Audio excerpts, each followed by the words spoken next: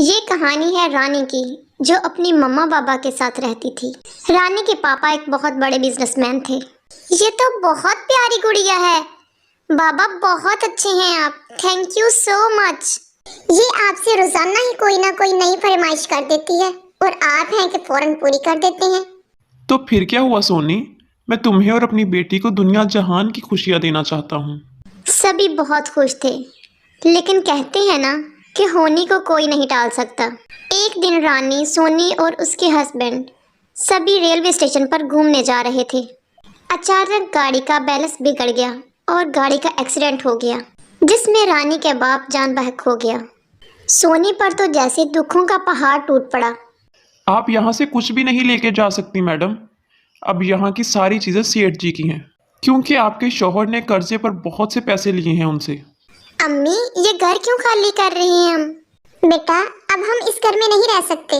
अब हम तुम्हारे मामू के घर जाएंगे। रानी बेटा रुको, कहाँ जा रही हो तुम? मम्मी, ये गुड़िया पापा मेरे लिए थोड़े दिन पहले ही तो लेकर आए थे। ये तो मेरे पापा की आखिरी निशानी है। अंकल, क्या ये गुड़िया मैं अपने साथ लेके जा सकती हूँ? रानी की बातें सुनकर वो आदमी खामोश हो जाता है। सोनी रानी को लेकर उसके मामू के घर चली जाती है।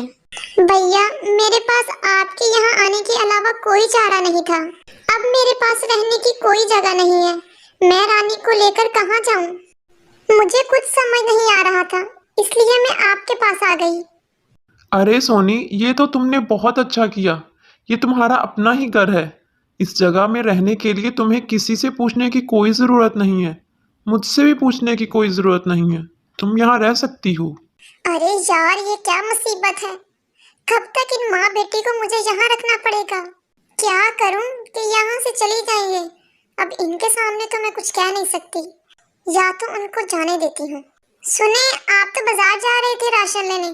जाएं, आप बाजार से राशन ले आएं। वैसे भी शाम होने वाली है।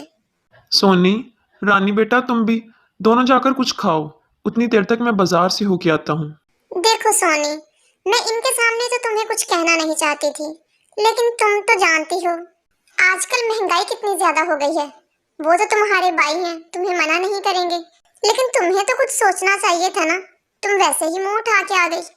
हमारे भी 2 बच्चे हैं, हमें उनकी भी देखभाल करनी है, उनको भी पढ़ाना लिखाना है। और तुम तो जानती हो ना कि तुम्हारे भैया की कितनी छोटी सी नौकरी है। हमारे घर का गुजारा बड़ी मुश्किल से होता है, तो इसलिए बेहतर यही होगा कि तुम अपना इंतजाम कहीं और जगह कर लो। और हाँ, अपने भैया को सब कुछ बता के ना हमारे खानदान में फूट डालने की कोई जरूरत नहीं है तुम्हें। नहीं भाभी, मैं भाई से क्यों कुछ कहूँगी। भाई से आने से पहले ही मैं चली जाती हूँ यहाँ से। चलो रानी बेटा, चलते हैं। सोनी रानी को लेकर वहाँ से चली जाती है।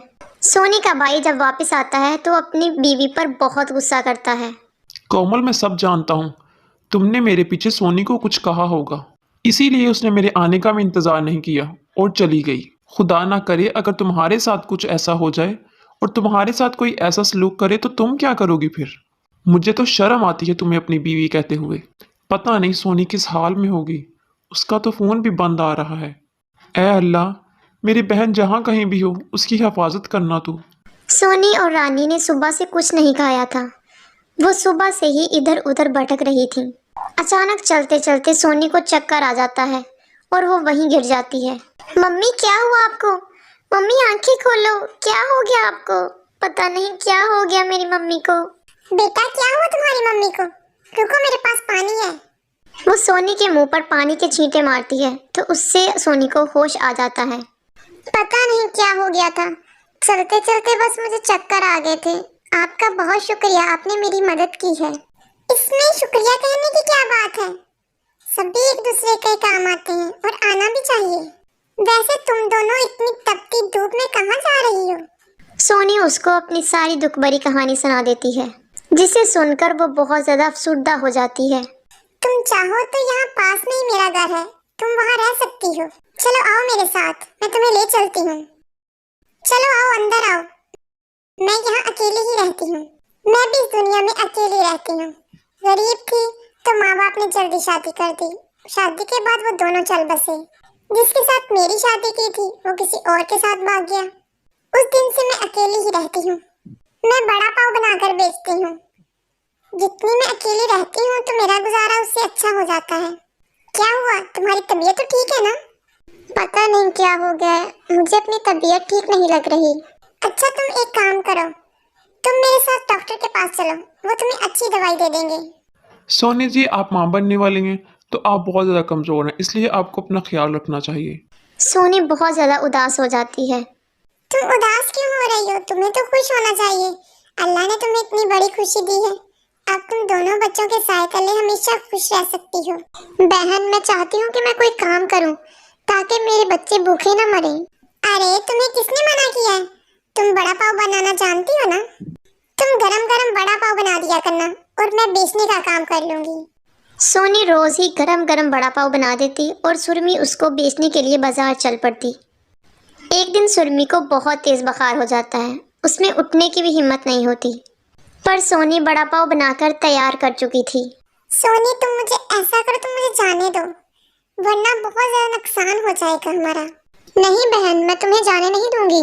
तुम्हारी तबीयत तो बहुत ज्यादा खराब है। अगर रास्ते में तुम्हें कुछ हो गया तो मैं कभी खुद को माफ नहीं कर पाऊंगी। मम्मी, बड़ा पाव का नुकसान नहीं होगा, आज मैं बेचने जाऊंगी, आप टेंशन न लो। आज तो मैं सारे बड़ा पाव बेच आऊंगी। पर बेटा, तुम कैसे करोगी ये? मुझे तो तुम्हें बेचते हुए भी घबराहट हो रही है। मम्मी, पापा हमेशा कहते थे ना कि मेहनत करने वाले कभी हार नहीं मानते, तो मैं भी मेहनत करना चाहती हूँ। और आप घबराओ नहीं, मैं जल्दी लौट आऊंगी, मुझे कुछ नहीं होगा। रानी सारे बड़ा पाव लेकर बेचने के लिए चल पड़ती है। वो एक पब्लिक पार्क में पहुंच जाती है। बड़ा पाव, टेस्टी बड़ा पाव, मम्मी के हाथ का बड़ा पाव। इतनी देर हो गई है, अभी तक मुझसे किसी ने बड़ा पाव नहीं खरीदा। सुबह से दोपहर हो गई है, अगर ये ना बिके तो कितना नुकसान हो जाएगा। रुको बेटा, ये बड़ा पाव कितने का है? अंकल, 20 रुपए का एक है। अरे कौन कौन बड़ा पाव खाएगा? मैं कहता हूँ बड़ा पाव ही खा लेते हैं, वरना पार्क में तो मुझे कुछ नजर नहीं आ रहा खाने को। वैसे भी इतनी देर बाद तो घूमने आए हैं हम। अच्छा बेटा, एक काम करो, मुझे 10 बड़ा पाव दे दो और ये लो पैसे।